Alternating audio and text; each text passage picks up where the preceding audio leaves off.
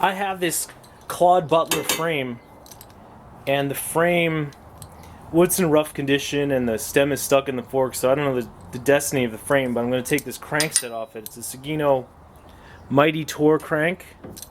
So we're going to start with a 15mm socket on a ratchet. Take out this bolt right here.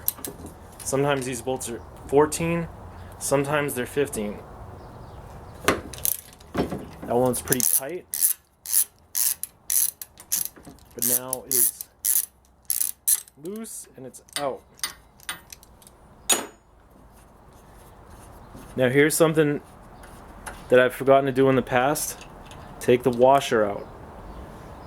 You don't take the washer out, your crank puller won't work and you'll strip the threads in here. So just remember that. Now I'm going to take my Park Tool CCP2 crank puller and get it down to the point where it can go in and just thread it into the crank. I'm being careful not to cross thread it, because if you do, the crank puller is steel, the crank is aluminum, you will strip your crank. I'm going to take this big ass adjustable wrench. You do not need an adjustable wrench this big, it just happens to be handy. And I'm going to tighten the crank puller into the crank arm. That way I'll minimize the possibility of stripping the threads in the crank arm. Then just turn the crank puller until you feel some resistance, and now apply some force, and you'll be able to feel the crank arm coming off of the bottom bracket spindle. And there you go. Now I'm going to take the crank puller out and we'll repeat the process on the other side.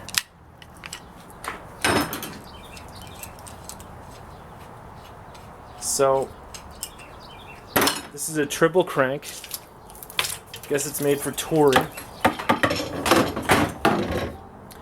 And we're set up back on the garbage can. Let me get in there a little bit better. So first, I'm going to get this bolt out. Now, be careful here because there's a sprocket, and the sprocket will hurt you if you're not careful. Because if that bolt comes loose all of a sudden, your hand will go, ah, and then you get all cut up. It's usually not that big a deal, but it just hurts.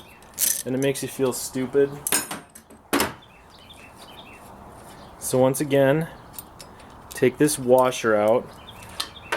Because what happens is if you leave the washer in, then the crank puller is just pushing on the washer and it'll strip your threads out. Put the crank puller in there.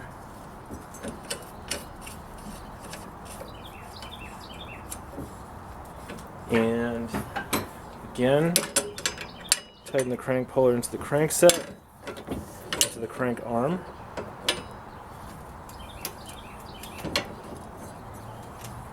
See right there, the crank puller wasn't really tightened into the arm very much at all. So if I had tried to tighten the crank puller, it would have just totally stripped out the threads. Now this is the same. I don't want to slip and slice my hand open on the sprocket. But if I really was worried about that, I probably would cover the sprocket with a cloth or something. So I can feel it coming in the air tonight. And you'll feel it. Now the crank is off. It's a pretty greasy bottom bracket. Take the puller out of the crank.